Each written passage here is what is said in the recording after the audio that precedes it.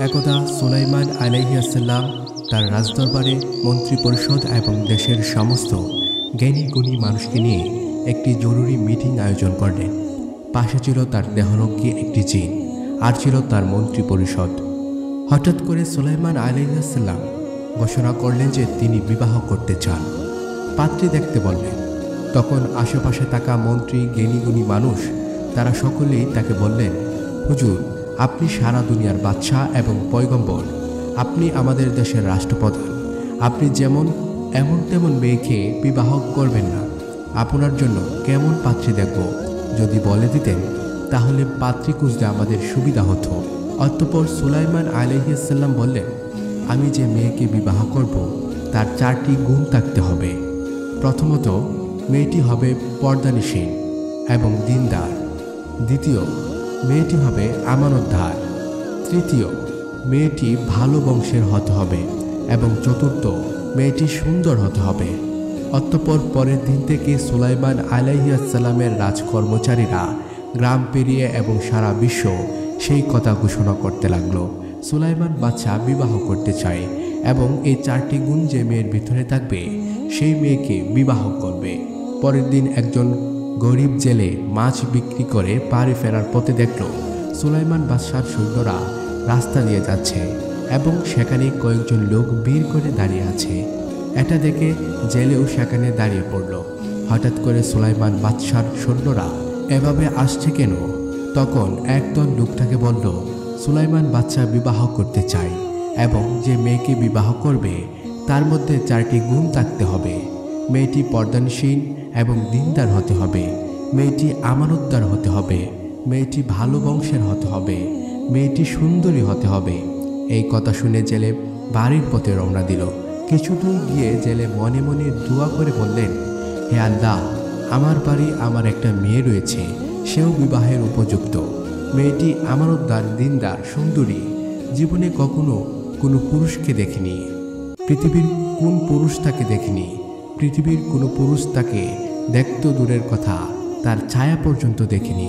সারাদিন রোজা রাখে, রাতের বেলা আল্লাহর ইবাদত করে। আমি যদি মেয়েকে সুলাইমান বাদশার সাথে বিবাহ দিতে পারতাম তাহলে জীবন ধন্য হয়ে যেত। আমি হতাম সুলাইমান বাদশার শ্বশুর এবং সুলাইমান বাদশা হতো আমার জামাই। কাল কিয়ামতের দিনে সুলাইমান আলাইহিসসালামের হাত ধরে জান্নাতে যেতে পারতাম। হে রব্বুল আলামিন, তুমি দয়ার সাগর, তুমি রহমানের রহিম, এই দোয়া তুমি কবুল করে নেও। এই দোয়া করার পর অশ্রু ভরা চোখ নিয়ে বাড়িতে গিয়ে তার স্ত্রীকে বলল, স্ত্রী, তুমি কি কোনো কথা শুনছো? তখন স্ত্রী বলল, কি এমন কথা? আমি তো কিছুই শুনিনি। আর আপনার চোখে এমন জল কেন? আপনার কি হয়েছে? তখন জেলে বলল, আমাদের দেশের বাদশা, রাষ্ট্রপ্রধান, পয়গম্বর সুলাইমান আলাইহিসসালাম বিবাহ করতে চাইছেন। যে মেয়েকে তিনি বিবাহ করবে তার ভিতরে 4টি গুণ থাকতে হবে।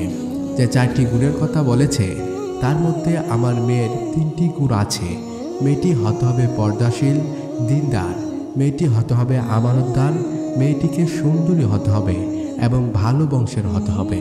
আমাদের মেয়েটিকে যদি পয়গম্বরের সাথে বিবাহ দিতে পারতাম তাহলে জীবন ধন্য হয়ে যেত।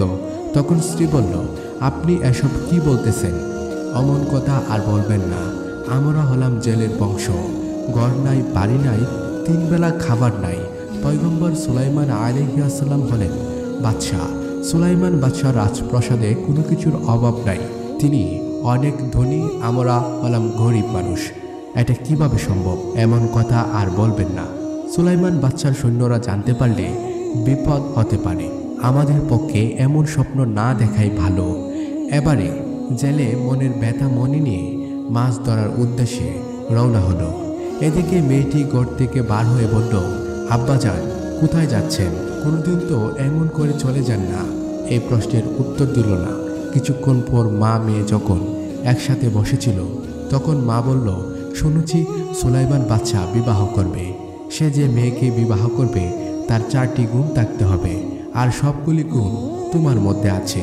শুধু গরিব ও জেলে হওয়ার কারণে বিবাহ দিতে পারলাম না। তখন মেয়েটি বলল, আম্মাজান, আমার যদি চরিত্রবান, আমানতদার, দিনদার ও আল্লাহওয়ালা সুলাইমান পয়গম্বরকে সাথে বিবাহ হয় তাহলে আমার নারী জীবন সার্থক হয়ে যাবে। অতঃপর মা তাকে জোরে চড় মারল এবং বলল, খবরদার, এমন কথা মুখে বলবি না।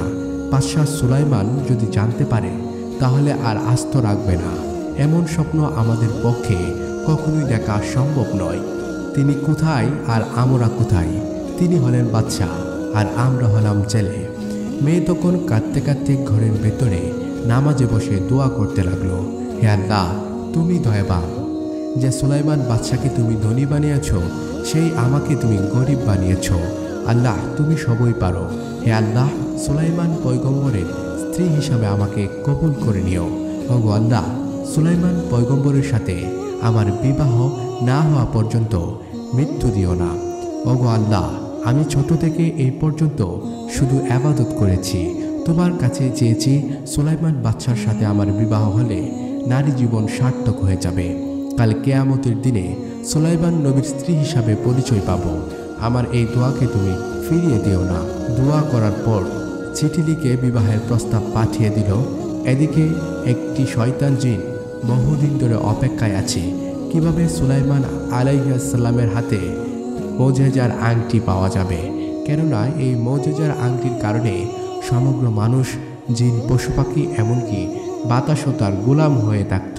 তাই এই মুজিজা আংটিটি যদি ওই জিন নিতে পারে তাহলে তার কথা সমগ্র বিশ্ব শুনবে, তার গোলাম হয়ে থাকবে। এই শয়তান জিন চায় সুলাইমান আলাইহিস সালামকে সরিয়ে সেই এই সিংহাসনে বসবে। জিন কবে যে রাষ্ট্রপ্রধান হবে সেই অপেক্ষায় আছে। অতঃপর ৩-৪ মাস পর আবারও সুলাইমান আলাইহিস সালাম একটি জরুরি মিটিংয়ে আয়োজন করলেন। সুলাইমান আলাইহিস সালাম বললেন, কি ব্যাপার, আপনাদের সবাইকে এমন হতাশাজনক দেখাচ্ছে কেন? আর বিবাহের জন্য যোগ্য পাত্রী কি খুঁজে পেয়েছেন? তখন মন্ত্রীদের মধ্যে একজন বলল, হুজুর, আপনার শর্ত অনুযায়ী তেমন বিবাহের জন্য তেমন যোগ্য পাত্রী খুঁজে পাওয়া যাচ্ছে না। আবার এমন একজন পাত্রী বিবাহের জন্য আপনার কাছে পত্র লিখেছে যা শুনলে আপনি অত্যন্ত রাগান্বিত হবেন। সুলাইমান আলাইহিস সালাম বললেন, কি এমন পত্র? পত্রটি পেশ করুন। তখন মন্ত্রী পরিষদ এর মতে আরেকজন বলল, হুজুর, গ্রামের একজন জেলে, তাকে তার একটি মেয়ে আছে, সে আপনাকে বিবাহের জন্য পত্র লিখেছে। আর সাথে এটাও লিখেছে যে সে আপনার সম্পদের উপর কোনো লোভ নেই, শুধুমাত্র আপনাকে সে বিবাহ করতে চায়। মন্ত্রী পরিষদের অপর দিকে থাকা আরেকজন বলল, হুজুর, এটা কখনোই সম্ভব নয়, তার সাহস তো কম নয়, জেলের মেয়ে হয়ে সুলাইমান বাদশাকে বিবাহ করতে চায়। তখন সুলাইমান আলাইহিস সালাম কিছু না ভেবেই পত্রটি ছিঁড়ে ফেলল।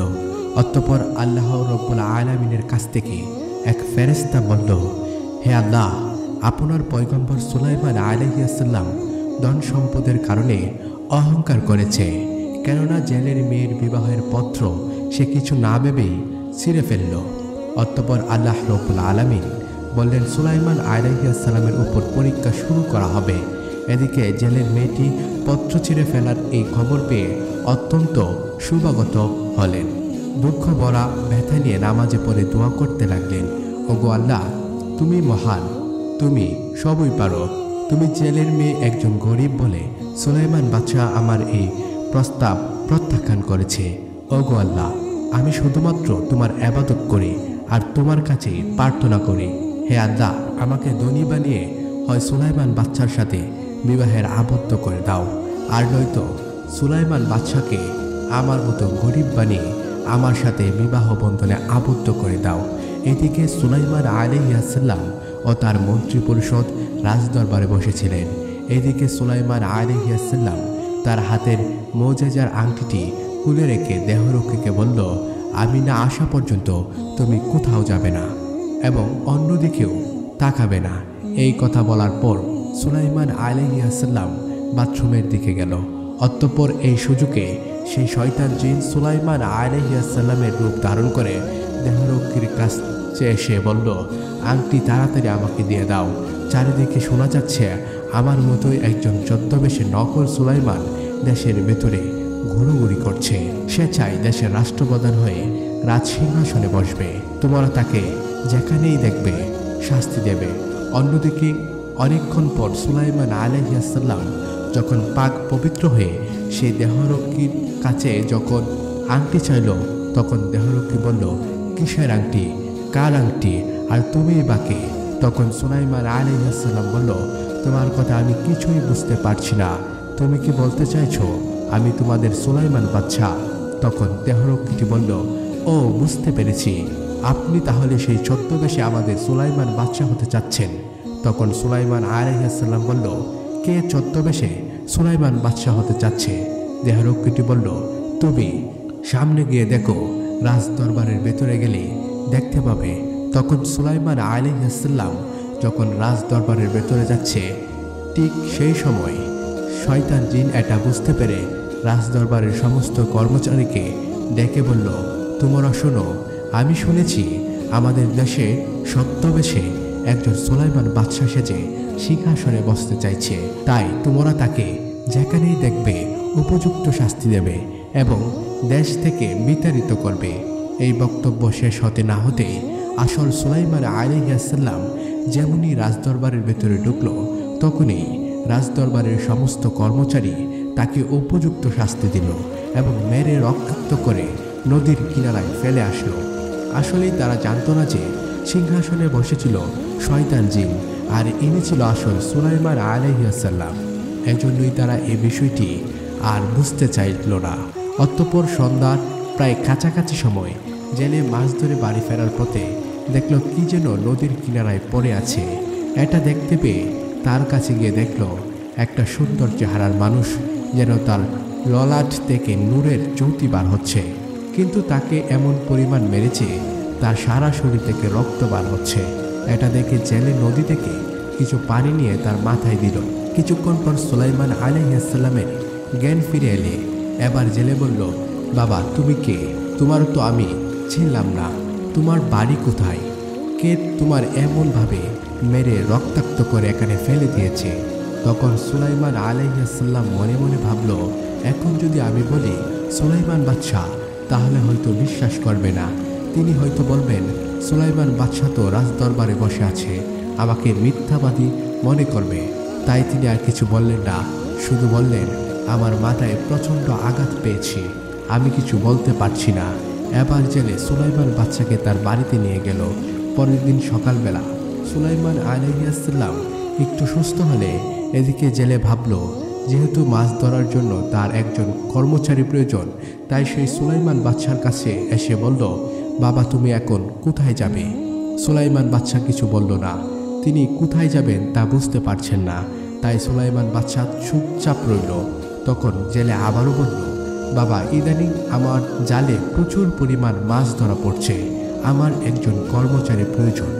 বাবা যদি তোমার কোনো সমস্যা না থাকে তাহলে আমার সাথে মাছ ধরার কাজে আমাকে সাহায্য করতে পারো, আমি তোমার বেতন দিয়ে দেব প্রতি মাসে 200 দিরহাম।